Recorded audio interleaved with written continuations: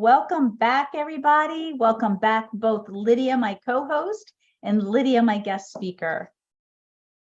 Too. Great to see everybody. Welcome back. Okay, so here we are. We're on, it's kind of one of my, Jessica got a little confused. She's like, with my podcast post, she's like, wait a minute, what part is this? Is this part two of what? It should be part 4.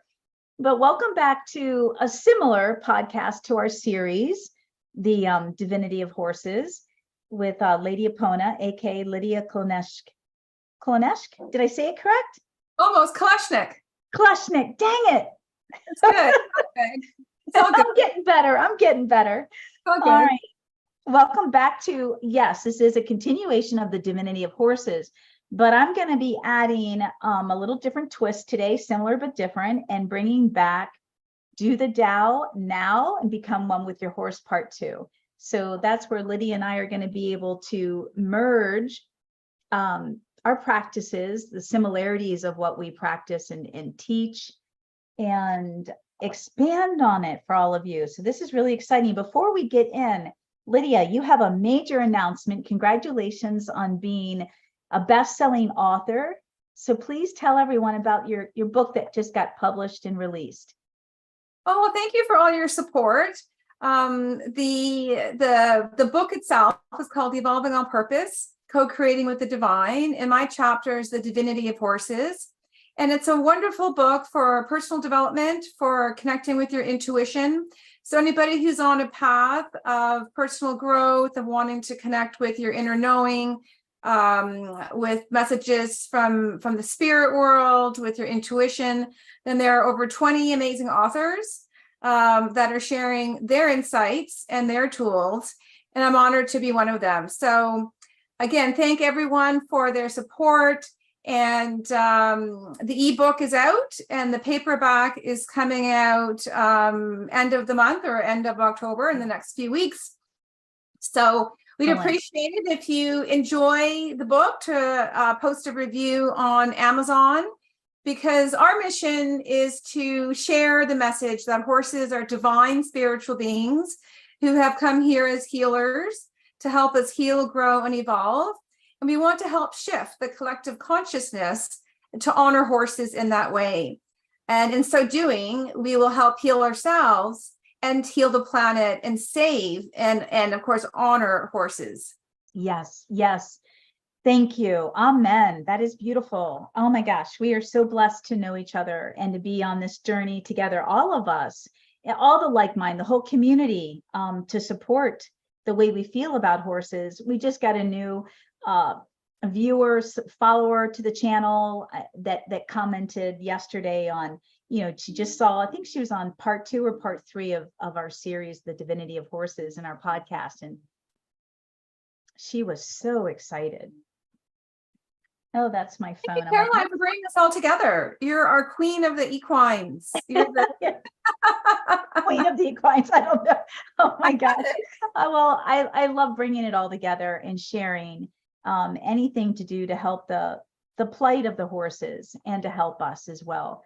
I really, gosh, the horses, that just blows my mind. But we are getting better. I think we all know we're getting better. We were just talking about that before we went live, just universally, culturally, we're all thinking more about the horse as a sentient being, not just saying the words, but really understanding the horse on an emotional, physiological, mental, spiritual level, and physical level. Holy cow. Anyway, all right. So today, do the Tao now and become one with your horse. What the heck does that mean? Well, you're all familiar with my company name, the Tao of Horsemanship. And for all of you that aren't aware, the Tao of Horsemanship was my original company name that I created back in 2008 when I first became incorporated. So real quick, long story, I got back into horses in my mid to late 30s. And I spent about 2 years studying and traveling and educating myself when I got back into horses. So fast forward to probably around the age of 40, I'm 55 now. I started my own business. I was married to someone different than my current husband. my first marriage, and the last name was Rider. So the first company name was Rider Horsemanship. And I specifically took that because I was Caroline Rider back then. And you'll see some of that stuff pop up throughout the internet. But I took that kept that last name and made Rider Horsemanship because I was also becoming a budding clinician. And I thought, wow, Rider Horsemanship would be such an easier name to work with than Tao of Horsemanship. But the Tao has always been the umbrella company because it is the essence of who I am. Like everything I think and create and feel comes from my Taoist Buddhist spiritual practices and belief system. And that's something that I started when I was a teenager. So it's not something new to me. So when I got back into horses, I wanted to provide a way for myself and the horses and anyone that was interested in learning a way of being and doing with the horses that I had learned personally through my spiritual practice as a Taoist and through my personal experience having a backyard horse growing up. I was fortunate. And so that was my journey back into horses. And, fast forwarding to today and the work that I do, I can't say that the work definitely is always evolving as I believe I am. And we hopefully we all are growing and evolving. So it's gotten easier for me to clarify, what it is that I do and talk about it. I think I articulate it a lot better than I used to a long time ago. But I don't know, Lydia, was it last summer? We did a podcast on Dr. Wayne Dyer, who's no longer here with us. He passed away so many years ago, but Do the Tao Now, and he had become a Taoist himself later in life, Dr. Wayne Dyer. And he also is very well known for his famous quote, change the way you look at things, and things you look at change.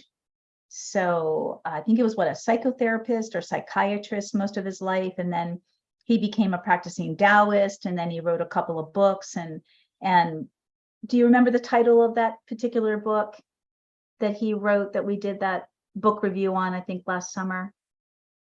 Was it Do the Tao Now? Yeah, but it was something else. It was Do the Tao Now, but then he had something else after the title. And we did a podcast about the book because it was so powerful. We did a bunch of them. We went through the book. Yeah. We went through the book and highlighted the things that meant a lot to us and in our equine journey.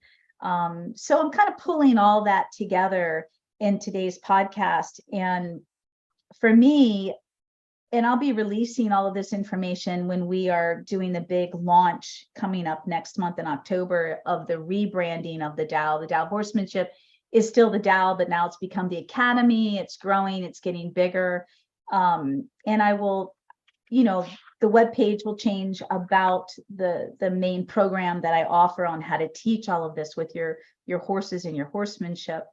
But it's really important to me to step into this space or this place always when I am with the horse, whether the horse is new to me or they're my very own horses. Where do I come from? Where am I coming from? What does it feel like inside of my head space? What does it feel like inside of my heart space? What does it feel like inside my body? So it starts with us tuning in. And Lydia, our guest speaker, has carte blanche. I mean, you have all the, just chime in whenever you want and say anything that comes to mind that, can expand on any of this. Because I can keep rambling. Everybody knows that about me. Well, I'll just make one comment on what you're saying. Is that what I'm hearing you say right now is that when we're with our horses, when we go to our horses, it's an opportunity for us to pause and connect with ourselves. Yes, It should be. So there's an incredible world of opportunity in a variety of ways to be with our horses and learn and grow. But the first step is what you're saying, is to become connected with ourselves, or what I like to say, the three main steps in transformation and growth are being centered in your core energy, connected to your essence, your power, and conscious. Yeah. Not just what you're thinking or saying or doing, but of your beliefs, and the cause and effect that you're creating in your life. So I just want to contribute to that being with horses or visiting horses is an incredible opportunity for us to pause, breathe, and then connect with ourselves, to tune into our own presence as we go to be with our horses. And Yes. this is the first gifts that horses can give us. Yes. Yes. And I've started, I have another blog that's going to be released this week, because I've started the blogging. And this blog is about heart coherence, and it's a part 1 of part 2 series. And I'm introducing what I know that there's been some a lot of posts recently in this past year about heart coherence with horses. And I've been studying the Heart Math Institute for years now, and I've mentioned it in quite a bit of my work, the Heart Math Institute, and all the beautiful work that they do and all their research. And they produced a lot of research with the horse's heart frequency, heart coherency years ago, and it's recirculating recently, and a lot of the Facebook posts. And one of what you're talking about too, this whole pausing when we get into the space of the horse, is about heart coherency and frequency and an exchange of energy on a scientific level, a proven level. And if you tune in to pay attention to it, you'll feel that, and you will feel the positive effects of being heart coherent with your horse. And, my biggest journey in what I do as a horse trainer, and I can't stand using the word trainer, because I'm really about developing people and horses, developing the horse, developing us to our fullest potential. And I love performance. I love every kind of sport except barrel racing, sorry, and stadium jumping, but I love hunter pace. I love reining and working cattle and sorting cattle and dressage. And there's, oh my gosh, there's so many sports that I love with horses. And being a working equitation instructor myself, I love the technicality and complexity, nuances and harmony that dressage teaches us. But my question, my train of thought for everyone is, what is in the best interest of the horse when we go about these types of pursuits?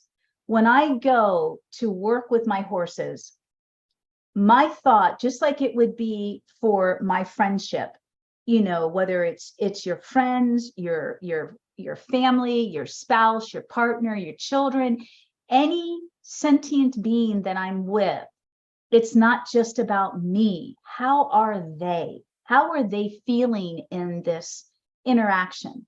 And it's a tough one, because we're not responsible, AKA, we're not responsible for everybody, right? I don't own your emotions, but I can still learn how to be empathetic and compassionate and sympathize. And that's such a hard place for so many of us to be in. And that's what I'm asking us to do when we're with our horse, to come from a mindset of, where are you? Have you checked in with yourself? Have you done a scan? Where are you with where's your horse? Have you checked in with your horse? Have you done a scan? And if you both are having a crappy day, I promise you, if you learn how to do this, you can work together and have a beautiful day. Even if what you set out to do doesn't happen, the fact that you have this beautiful connection and level of communication, and you care about each other, and isn't that really all that matters, is love and how much you care and feeling like someone gives a damn about you. So it's the point. I'll go to my grave. I've been told many times over and over in the last so many years, Why don't you stop trying to change the world, and you'd be much better at counseling or just working with people and coaching, and just give up on the horse stuff, because you're not going to change anybody. You're not going to change. And I'm like, but there are so many people out there like us that do care, that do want to be able to ride the horse and not cause pain and not break the horse down, and hear their horse and feel as if they are wings on their horse, and the horse wants them there. But it's and it's how we go about it, and how what we take into that interaction with our horse that can change everything for the positive.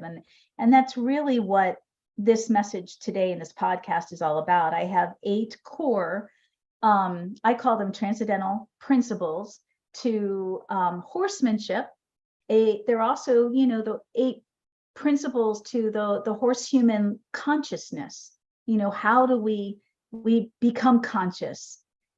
As we talk about all the time, the 3 of us, whether we're together on this podcast or not, the horses have a level of consciousness. They have a level of awareness. I'm not talking about consciousness as far as their frontal lobe and getting into all of that. It goes beyond that. And we can take it as far as we want in a conversation. But the transcendental principles, transcending is a key word here in my work. And, I never wanted to talk a lot about it when I first got back into horses. Like I said, I wanted to be more mainstream. I didn't want to bring, I was told, watch out for bringing spirituality into horsemanship, 15 plus years ago. People aren't ready for all that. And so I kept the Tao hidden kind of in the back, and I was quiet. And now, people are becoming are talking a lot more about consciousness with horses, and feeling better about their interactions with horses. And so here we go. Does anybody have anything to say before I dive in a little bit more? I just would want to make one little comment about when you were saying that people had mentioned to you, well, why bother trying to create change? I mean, that to me is like beyond limiting belief, right? Like the change is the natural order of the universe. So you cannot even stop the process of the change of the universe. And we're all evolving. And those who choose not to be in that flow of change and transformation are the ones who make their lives more difficult, because they're going against the flow of the infinite energy of the universe. And on a functional level, we are here to be stewards of horses and the planet. Yes. Yep. And the planet. Yes. And horses are here to be our angels, to guide us and protect us. So of course it's natural to evolve a relationship with them. There's an expression that was going around the internet that one of the most dangerous words or expressions is, we've always done it that way. Yes. Yes, I heard that. I have seen that post too. I've seen some conversations around that, especially in the traditional training, world with horses. Yeah, I think if I'll be a little bit more clear, I think the people that have said that to me were just more concerned about how hard it was going to be for me. That's all. That you're really up against a lot in the traditional world. Here you are, I'm not even merging unconventional teachings. Yes, I am. I am totally unconventional. So I guess I'm merging unconventional teachings with such a traditional mindset. And it's hard. And you all know that. I talk about it often. I share that it's really challenging. I think it's very important to not ever get a defeatist attitude when you've worked so hard on something so important. Well, thank you. Yeah, stewardship. You know how I feel about stewardship, but also when I hold any animal in captivity, whether it's a horse, a falcon, a dog, or a cat, it's my responsibility to give them what they need because they're in captivity. I They are know. not free to find what they need. So that means when something happens to my horse and it's environmental and I can change it, I do, right? Mm-hmm.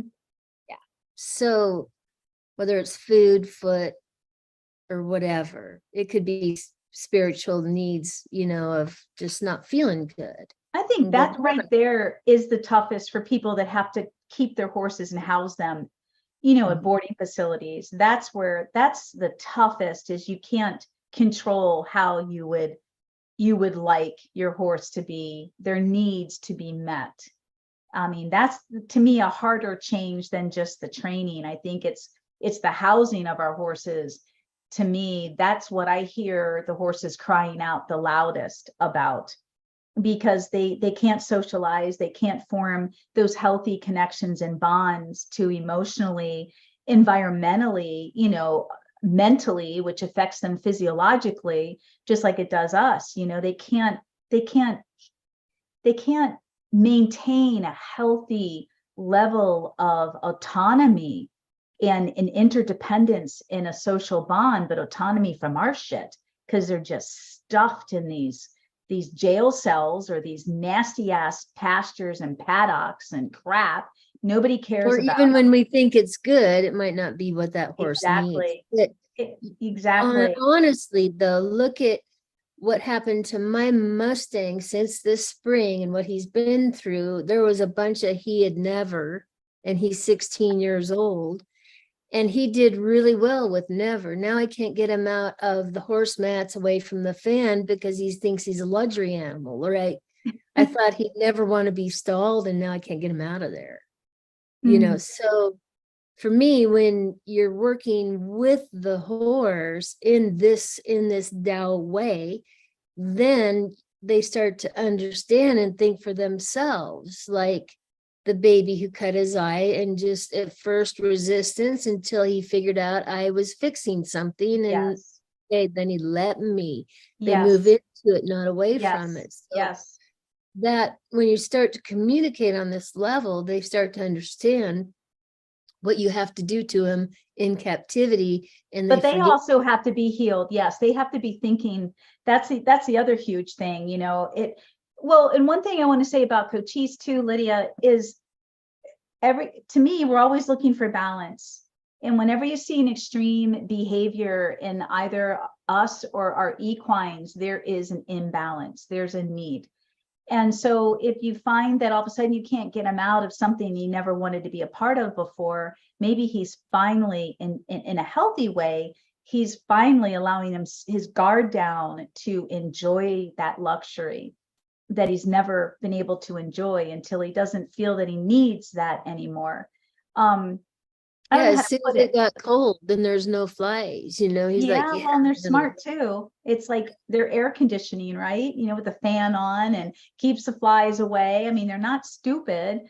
They know that's, I mean, my little wild Mustang that came to me a couple years ago to Gentle, he preferred the stall 24/7. And he has access to the stall like a run-in to the pasture to 15 acres. And he'd rather be with me across my office, screaming, watching me through the doors, talking to me every time I come out. He wants to be right there. And what else do you have for me to eat? Like, get outside and go be a horse and go play, But eat out there. It's something when they have a choice and they feel safe and they feel emotionally balanced, they will self-regulate their everything will self-regulate. And that's why they're such amazing healers. They do so well in taking care of their own bodies, their own systems. Balance is key. Anybody have anything to say before I jump on to the next part? Well, I'm I want excited. to be careful how we talk about using horses as healers, because I think That'll be that's another podcast. Yeah. Yes, we talked about that. We get to use them as healers. We don't get to use horses at all. Correct. I agree. That is very, yes, I agree. Yes, with respect. Okay. Yes. Okay. Thank you. Yes, Lydia. I'm just looking forward to your transcending principles, because that's what change is, right? We're transcending, we're integrating the past, and we're all evolving and growing. We're no longer living in 1280. We have antibiotics and we have artificial intelligence. So why not continue to evolve and transcend? I call it moving beyond mindset. Yes. Right? Moving beyond mindset. We're always I like growing. that. So I'm looking forward to hearing. Okay. All right, well, here we go. So right now, I'm going to read just a little bit of what I found on Google, just as a general definition for people that aren't quite sure what I'm talking about. So when I'm talking about my 8 transcendental principles of horsemanship, and horsemanship really is the art of riding. It's about learning how to ride. So I'm taking it to the next level of riding as one. And that's, a term I've been using for forever now. How do you ride as one with your horse? Emotionally and heart coherence. How do you ride with them in the mind and thoughts so that you're thinking and feeling as one? Because you've got the heart. Now you're thinking as one, so you're thinking and feeling. And the third component is being able to move as one. And that is a teaching that I have within my big program, how to embody movement, so that you learn how to ride your horse's movement before you ride your horse. It is so important to develop yourself as a rider. And I am a bitch about this. First of all, you have to have permission to get on your horse. In my belief system, you don't get to ride until your horse gives you permission. Period, people. So you know what I call it? I call it rape. Anyone can stick their foot in a stirrup, grab hold of that saddle, have someone tie their horse or hold their horse and get on. But did your horse give you the right to get on them? Do they accept you? Do they want you? Do they give a shit about you? So you got to have permission to get on. And when you earn this level of respect, and you start with the heart, the relationship, and then you move into all the ways in practices to develop the mind, where you're thinking together and feeling together, and then you're going to learn how to move together, but you're going to learn this on the ground. So while you're going through this process, it is a spiritual journey. It is truly a spiritual journey because of what you personally have to do to earn your horse's permission. But once you earn that, it's like, I don't know how to put it. The horse is always open. The horse is always waiting. The horse is always willing. The horse is always willing. And we don't see that. We see right past that, as if we take that for granted, and we abuse it. And we abuse it time and time again by making and taking and forcing without asking and earning trust, earning respect.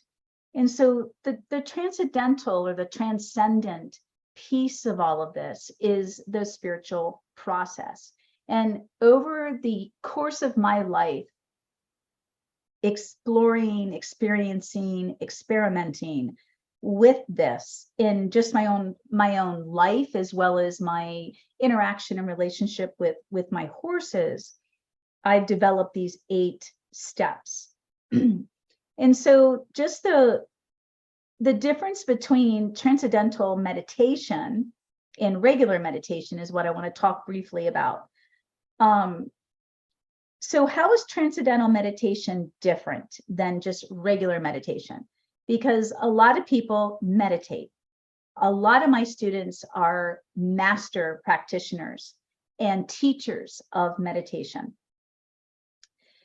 And one of the things I have found when it comes to working with the horse on this level of consciousness is that it isn't about us anymore.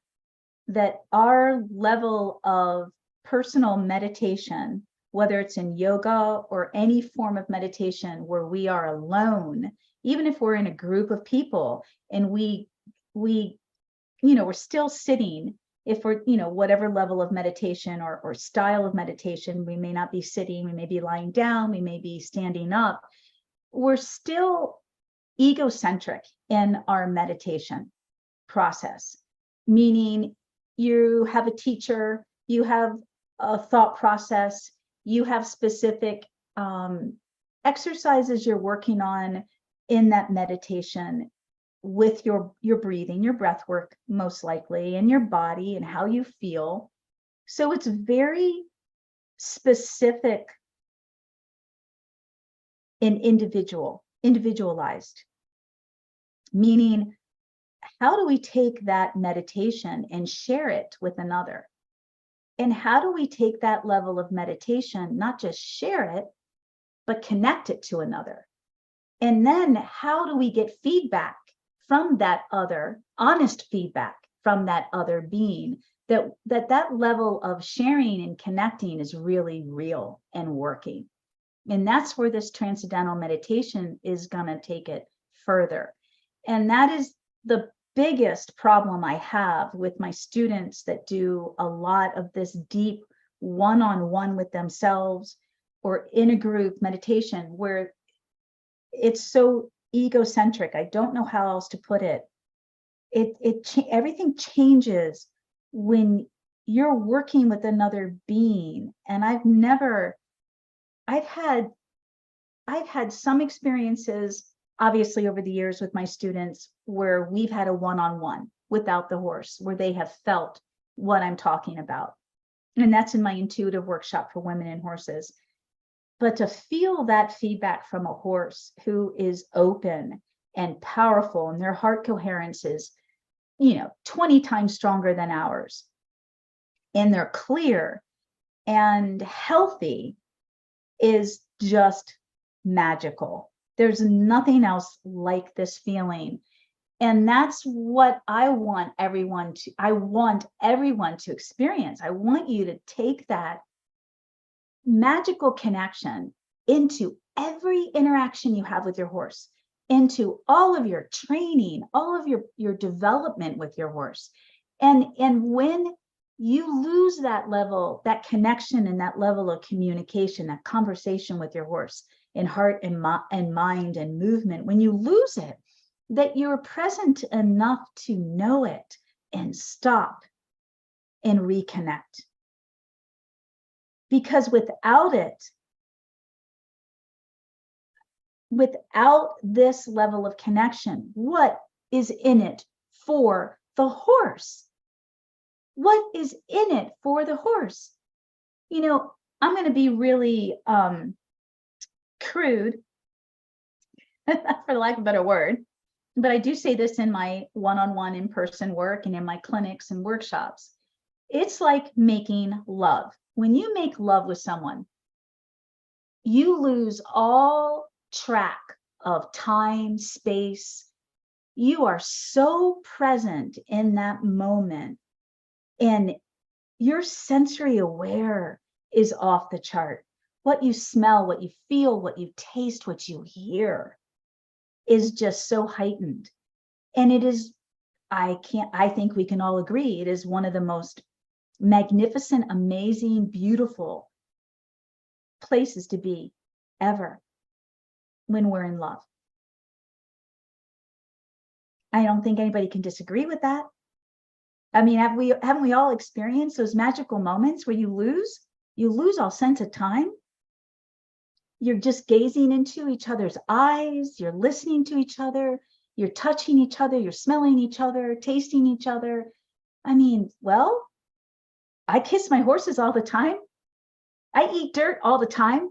I smell them all the time. I touch them all the time. I see them all the time. I feel them all the time. How can you not hear them all the time? Where is that disconnect? Why? How can you not know what they're saying? I don't get how people don't know what they're saying. I'm serious. They talk, we listen. That there is a big disconnect. Can you think how much better our world would be if we treated each other like this? If we treated all living things like this? I want to say a little something about the practice of transcend and then just inwardly meditating, because I got a picture of, I've always had a really hard time praying with my eyes closed, because when I do, I go inward, and inward is self, and that is selfish. And when I meditate, I want to be open and exchanging energy with everything and transcending. So I don't necessarily have to have my eyes closed and go deep within to have this transcending experience with a horse, right? Like, it's about the awareness of the exchange of energy all the way through the ground and up. It's with everything. Does that make sense? Yes. I think for me, it's just being present. Like when I'm grounding next to the horse and I'm teaching it, I can close my eyes, but I'm feeling them. We're touching them. So that's the connection through the senses that I can feel. I can hear them, I can feel them, but I don't need to see them to get into that space. And to me, that's a transcendental meditative space.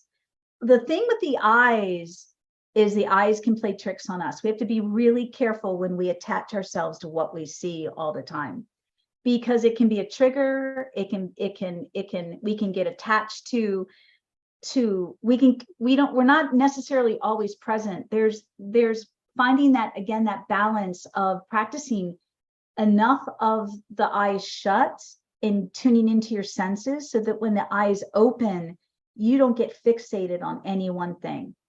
And the way we are hardwired as human beings first, and then predators second, because our brains are severely sophisticated and complicated, and not in a very healthy way at times, on a deep, psychiatric, psychological level, we have to be really careful what we look at. It plays games. It sends different messages to the brain, and we can get locked in, so to speak. So I'm really careful about what you just said. Like, if I were teaching you how to meditate, I would ask you to close your eyes, and I would specifically ask you, like I do through the Taoist reverse breath work in my work, to really focus on what you feel and what you hear and what you smell and what's beneath your feet before you start allowing your eyes to open. But I'm not you, and I don't know how well practiced you are. So, that's just my experience. Lydia, do you have anything to say about that? I'm sure you do. Me, Lydia? Yes. Oh, oh yes. Well, I'm still looking forward to your 8 principles. I haven't away from them. The first but just That's me. Well, just a brief note about meditation or any personal development practice where we go within. The whole point of that is to live it, right? Like, it's not meant to be something separate. It's not meant to be, oh, now it's about me and I'm going to connect with myself and then I'll go back to my old patterns. I think the whole point is to cultivate Yes, a frequency within yourself that you then carry into your daily life, and you become that which you were creating within your own state of meditation. And I find with horses, one of the easiest ways, or like a flow state of doing that, is to I always thank my horses for being alive. Aww. I always thank them for coming to the planet. And I always say, thank you for having the courage to come to planet Earth. And even if I got to ride, and so you're the expert in all of these things, but even if there's some difficulty, with what you're doing with your horse, we can have immense gratitude for that experience with our horse. Thank you for trying today. And so this brings us into our heart and out of our head. Yes. Right. And it Yes. fills us with the energy that we have in meditation. That groundedness, that centeredness, but that expansiveness of being in the one. And so I never, ever, ever spend time with my horses, even if it's just for a few minutes doing chores, without thanking them for, thank you for coming to the planet. Thank you for shining your light. And as Lydia was saying, it's not about using horses for anything. They are just, by shining their light, they are just healing everyone, right? Like they're pillars of light, right? And so it doesn't matter how difficult an experience is with your horse. I always thank them. I always thank them for having the courage to come to planet Earth and putting up with us humans. Yes. Yes. I totally am right there. I say that a lot too, thanking and loving them. I think in my experience, again, that's that crossing over to teaching technique, and training, is there's such an a divide. Like, you're absolutely correct. Thank your horse all the time. Love your horse.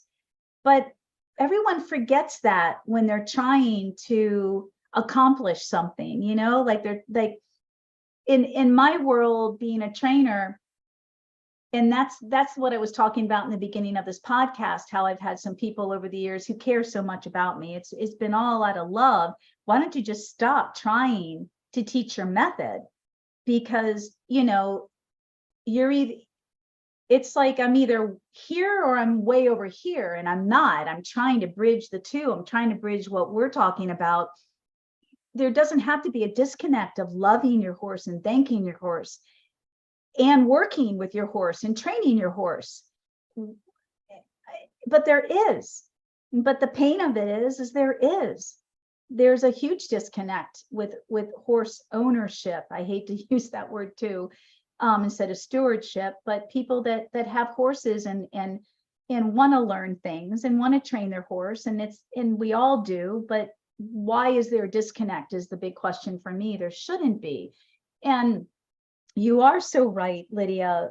I've been aghast. I've been astounded at and I'm talking to all of you out there that have been current, former students of mine that are energy practitioners, that they have the heart. You make this so hard. You make this work so hard, and it doesn't need to be that hard. If it, like you just said, Lydia, if you're truly doing the work on yourself, which is beautiful, and you feel the energy work working, and you feel the meditation working, and you feel like you're transcending, then why isn't it working in your horsemanship? Why isn't it working? Where is the disconnect is the question I have. And I want to say, you take it into everything you do. You can't go around with your eyes closed all the time. yes. Okay, Yeah. now you get what I'm saying? Well, Caroline, you're here to help us with that, though. This is one of your soul missions. You're a great conscious leader of our time to help us merge the worlds. Or we're in the middle of this exact, what you're describing is the exact paradigm shift that's happening on the planet in every way. And humans are remembering how to become one. You're teaching with your horse, but with yourself, with the animals, we're learning how to become one, whole and connected in a flow of unconditional love. And this is who we are in our essence, but it has been trained out of us over centuries. Yes. So it's Empathy and compassion has left us. Yes, it's all we've been taught, that the intellect is the supreme God, and that I will tell my horse what to do.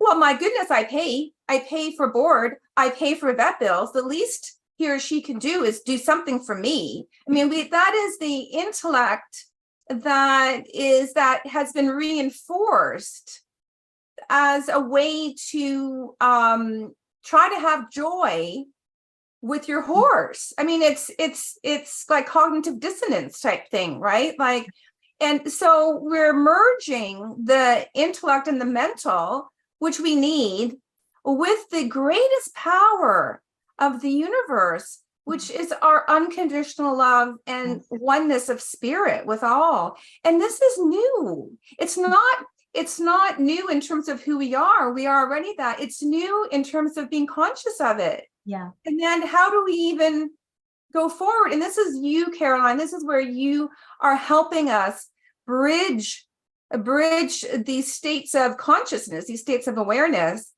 and then moving forward as one. So I thank you for having the courage to unify that for us. Oh, wow. Well, thank you. Oh my gosh. Okay, so I'm going to get back to transcendental meditation and regular meditation and my 8 principles. So how is transcendental meditation different than regular meditation? In essence, there is one fundamental difference between TM, transcendental meditation, and other approaches. So most meditation aims to control or train the mind by a way of thinking. Here we go. Transcendence, on the other hand, involves no concentration, control, or training. Wow. That says it in a nutshell. So here we are, and I'm going to dive down this rabbit hole one more time before I break into the other stuff. Because my audience, most of them, like I said, practice meditation on some level or another. And it's through a lot of concentration. And that is traditionally how we are taught in our culture, in the American culture. But when you've been studying the Eastern way and the Eastern philosophy, it is not like that. It is not like that at all. In the only way, and maybe this is the way, I don't know, the only way I've learned, and it seems to work hands down, is through intuition. And honing in to intuition, the way I've learned and the way I teach through my work, is honing into your senses and into the somatic experience. What we feel, beginning with our heart, tuning into our heart, the heart coherency. And what do we feel? Whatever it is that we feel, we must tune into it and begin from there. And then again, tuning into the senses. And so that is a good segue into where I'm headed next with my 8 transcendental principles of horsemanship, because that gives everyone the mindset of where I'm coming from. You know, like, how can you teach the Piaffe, Caroline, without a bit, a bridle, or a saddle? I teach it through play. I teach it through developing my horse biomechanically to the point that they have enough strength and balance and self-carriage naturally through the work that I've developed naturally. Not through aids, not through gimmicks, not through tie downs, not through force. So that not only are they technically biomechanically developing as a supreme athlete, we're now developing our union together, our oneness as a partnership through play. So if anybody's seen my crazy horse lovey in me on YouTube, playing and rearing and doing all sorts of fun, crazy maneuvers, or my older Trinity when back in the day, all the cool things that we used to do together. You know, how do you do simple lead changes? How do you get all of this collection in your movement? Well, you combine the two. You develop the athlete, your horse as an athlete, but you also develop the connection of energy and mind and heart coherence and relationship and friendship and fun and play, so that it's a spontaneous, joyful movement that people are using whips and firecrackers and all sorts of gimmicks to get their horses to display the torturous stuff. What do they call it? I know what it's called. I just can't think about it right now. I get so many horrible feeds through my Facebook news. You know, where they sore their feet, they sore them. The big lick. Yep. So, you know, look, it's horrible. Yeah, it's an animal of total abuse. It's disgusting. It doesn't even move naturally. Its body is so tortured. But I mean, that's an extreme. But when you see their tails are broken, when you see all sorts of show horses that they set their tails, they break their tail and then they set their tail. They do all sorts of horrific things to get a headset, whether it's high or low, depending on the discipline. You know, the crookedness through the body, the kissing spine, the tremendous amount of scar tissue and joint on joint from the way that we are developing our horses through so much force without learning. I mean, why? It's such a level of abuse. Because we're Neanderthal. Like, look what we do to our kids in football. Come on, like, wake up. I mean, we're doing it to our own species, not just the others, right? Yeah, that blows my mind with a young child's brain that isn't even hard enough yet. And but they're playing football. Is the pee off when a horse stands up on one foot and turns 180, something like that? Is that what the pee off is? No, the pee off is a trot in place. Okay. So it's a trot in place. What is it when the horse can stand on one rear and completely turn around 180 and set down? Well, there's the in reining, there's a rollback. That would be a rollback. Yeah. So you come kind of to a sliding stop, lift up the shoulder and turn. That would be. Yeah, Coach East did that this morning, standing in place to come in to see me. Yeah, he did that to come in. They're amazing. He was so excited he did that. He was away from me and he turned around and yeah, it was like, and he's injured. He's injured. You know, it was like, I was like, wow, okay. I know they're like ballerinas. They're amazing. So what's number one? What's number one? Oh, number one. Okay. So all of this follows my work with the chakras. And so we're going to be talking about the 8 chakras, not just 7.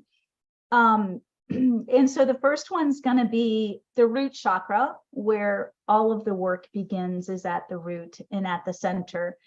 And the first principle is we learn to be, we be.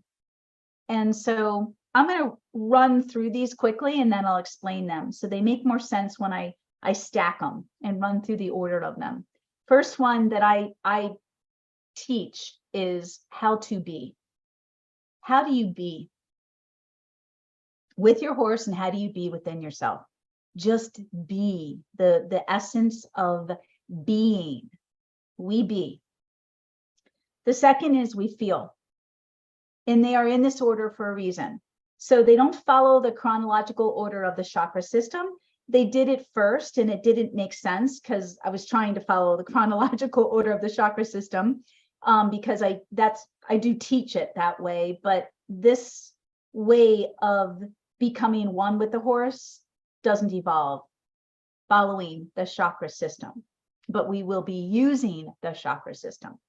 So we're going to start with the first chakra, believe it or not, and we be. The second is we're going to feel, and that is the second chakra, the sacral chakra. And each chakra has many qualities and many adjectives to describe the traits of each chakra. I'm going to be using specific traits that connect the horse and the human. So I won't be using all of them. So in the first chakra, we be, the second, we feel, the third, we begin to love. We cultivate love in the third. Actually, it's your fourth chakra, but the third level is we cultivate love. The third principle is we begin our love. But first, we must be. We need to center ourselves. Second, we must learn how to feel and open ourselves up to feeling. Then third, we are going to love. We're going to love together. We're going to nurture that. 4, we're going to learn how to speak and communicate. 5, we're going to learn how to see with our eyes. We can see many ways. We can see with our hands, we can see with our hearts, we can see with the way we feel energy, but we're going to see specifically in number 5 with our eyes. And number 6, we're going to unite. We're going to work on becoming one. And 7, we will do. We don't even begin doing until these principles are met, created and met, connected and functioning. Then we will do, because guess what? When we're ready to do, it will be easy and effortless. There will be no fighting. There will be no stress. And if there is a misunderstanding, a mistake, a confusion, we're talking, we're connected, we're communicating. So it doesn't blow up on us. Can you imagine how much better all of our relationships with each other would be, human to human? Number 8, we are one. So number 1, we be, it does begin with the first chakra, your root chakra. Number 2, we feel, it does begin with the sacral chakra, your second chakra. Number 3, we love. That is the 4th chakra. Number 4, we speak. That is your throat chakra. That's your 5th chakra. Number 5, we see.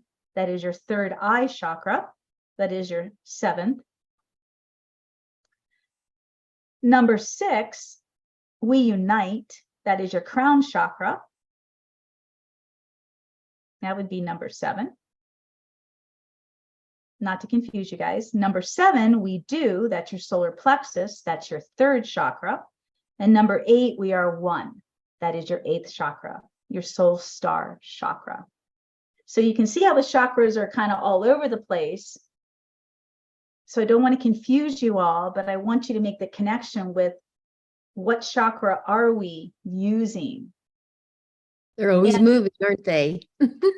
Yeah, and in my work, I only teach you guys the first 4 chakras in my work because they're the sensory processing, sensory aware chakras.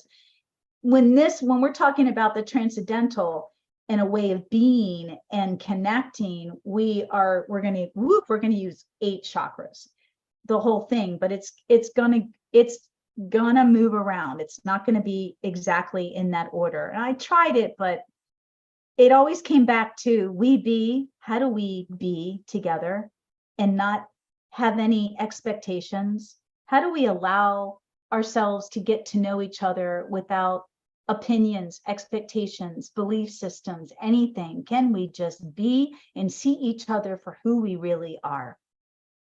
Number 2, we feel.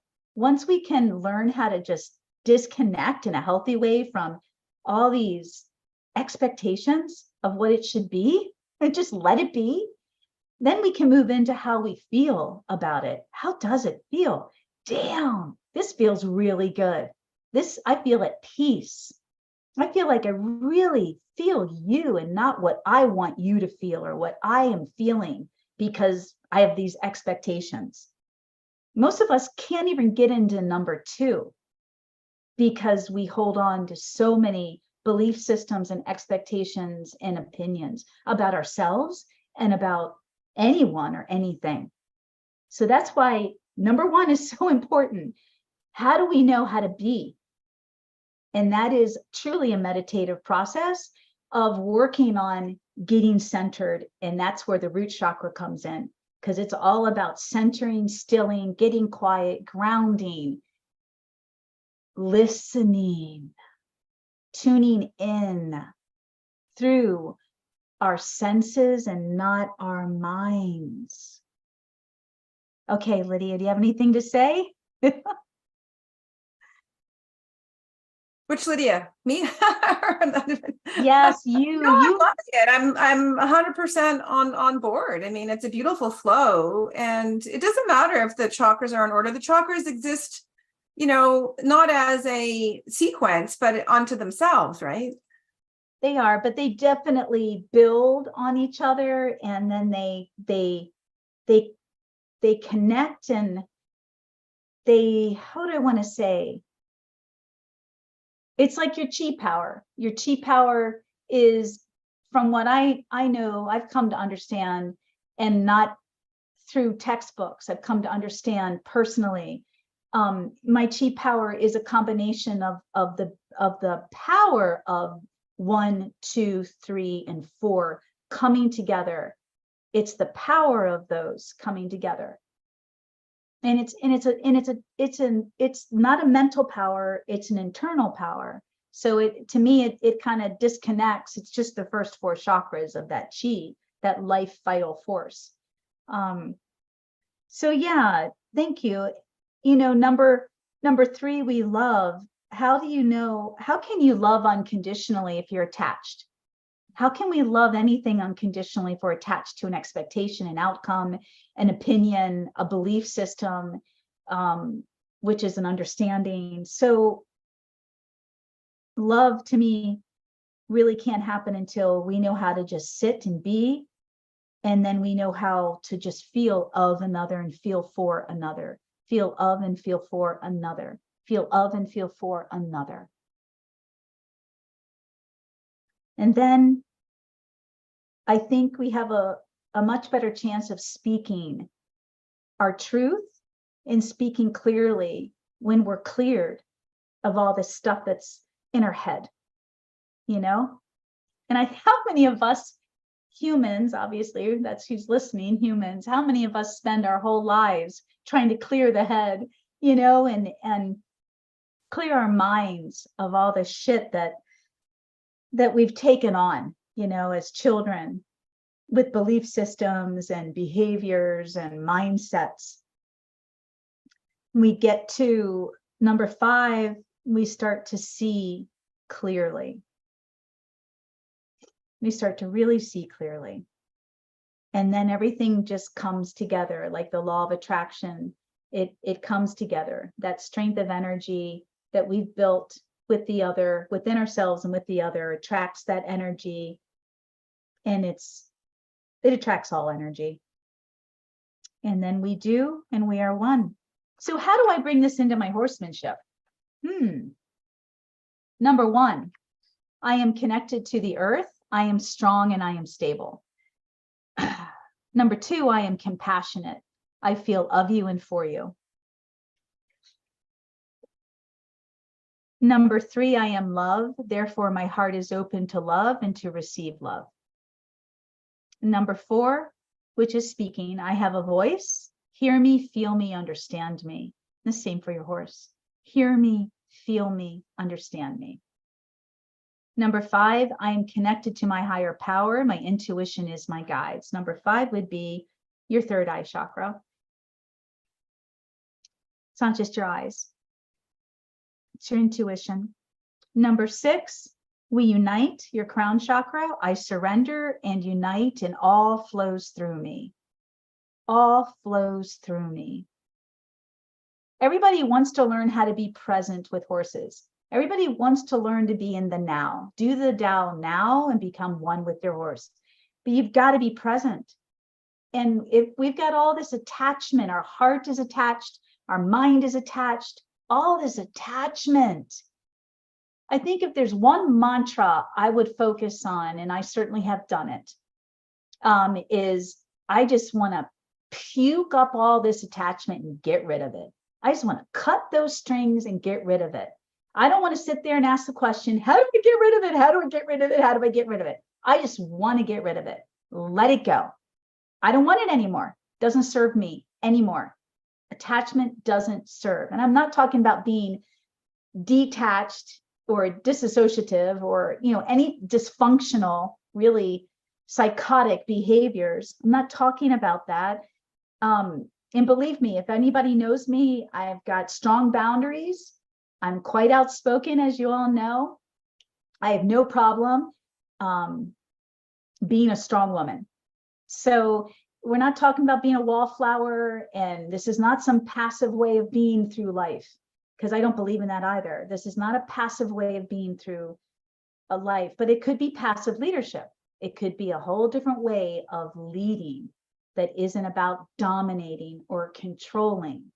You could use it in exemplary leadership. You could use it in a passive leadership position, and you could use it more in a partnership. What about partnership? Horses are more about partnership than they are anything.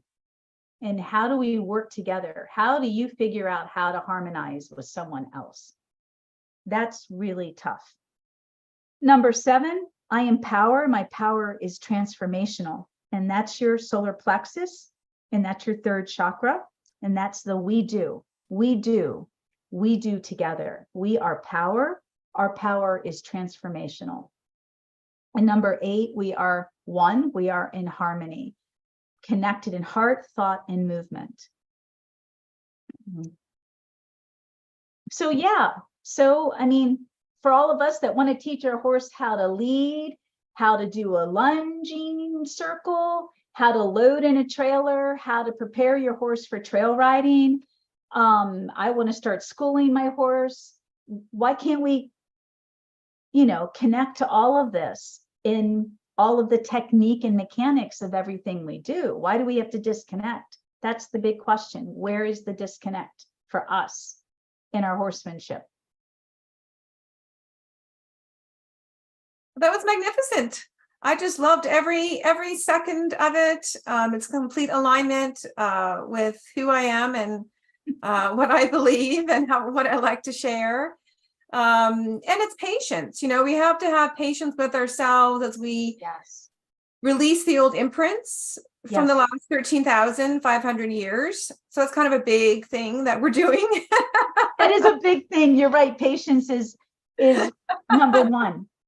I'll say that for myself. That's been a big thing. Yeah.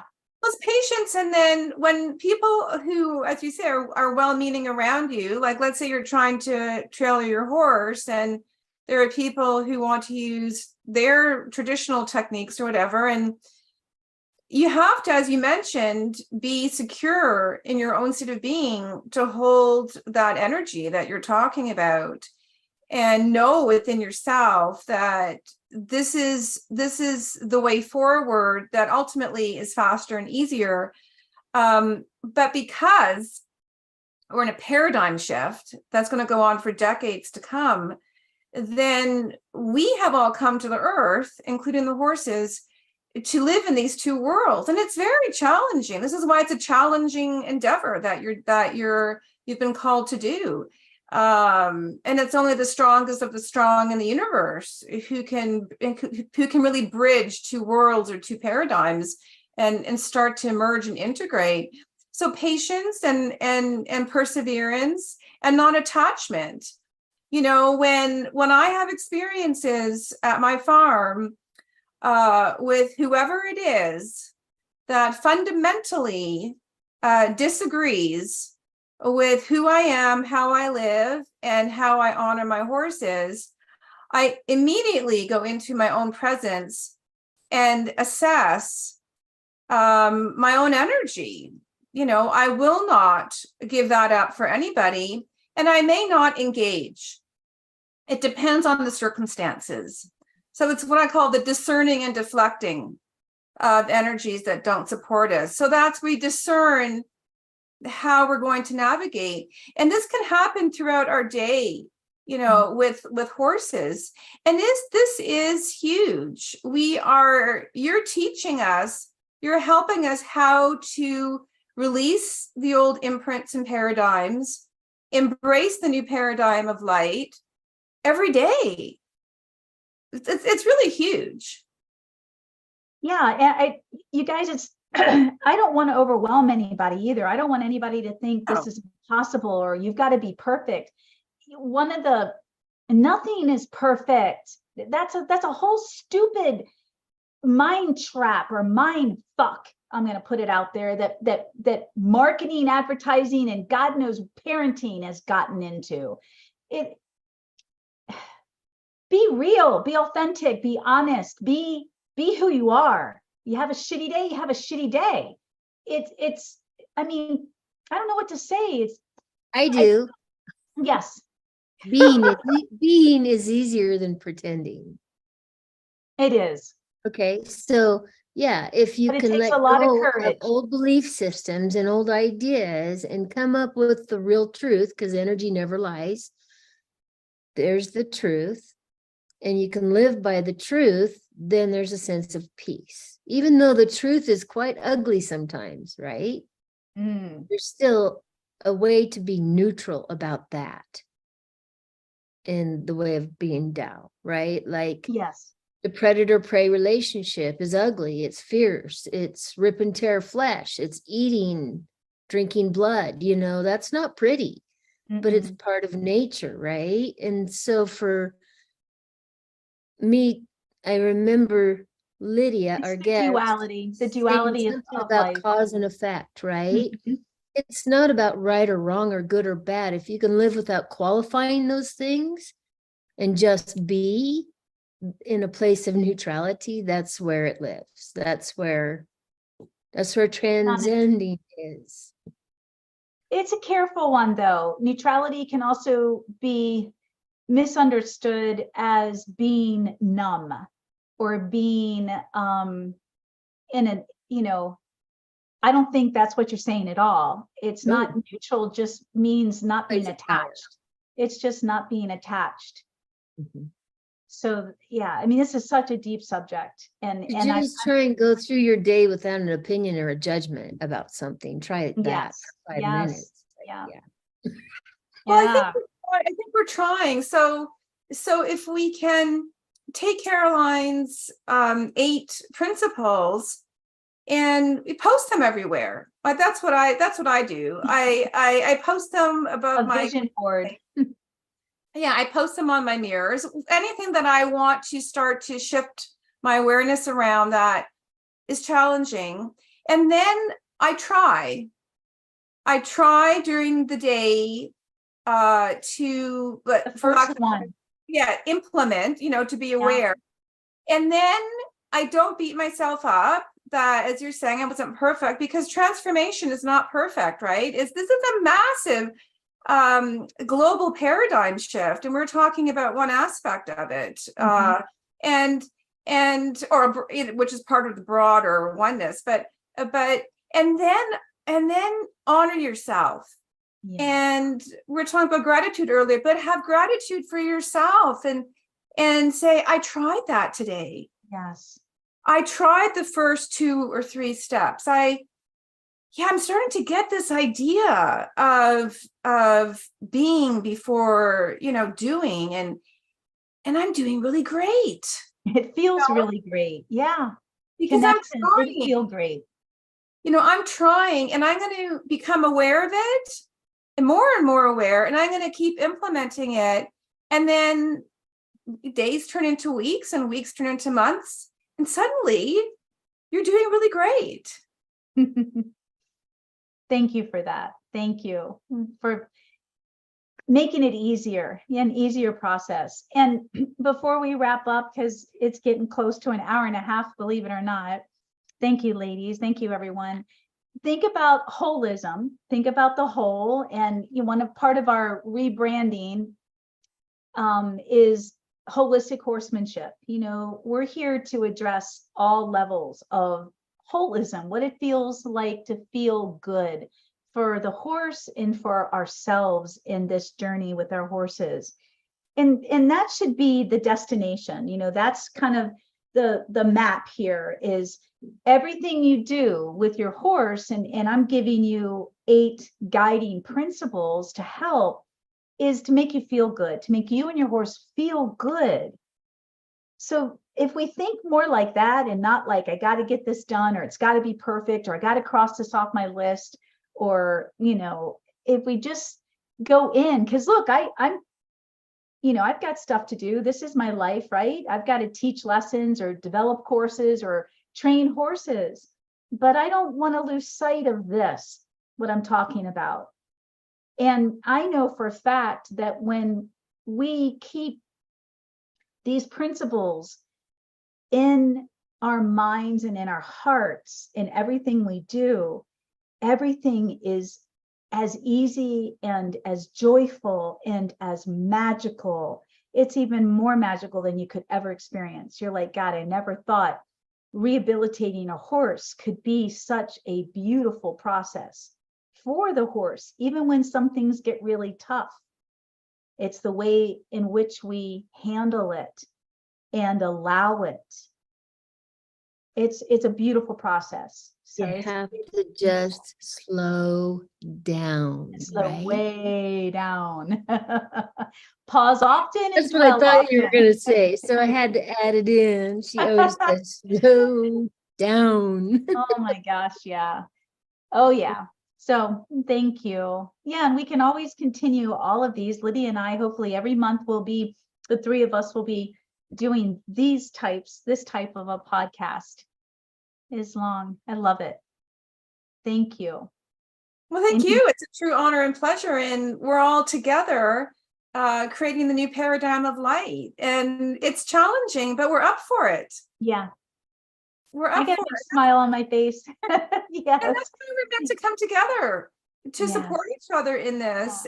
And as you're saying, do our best to not judge. I mean, we do, right? But we're trying not to.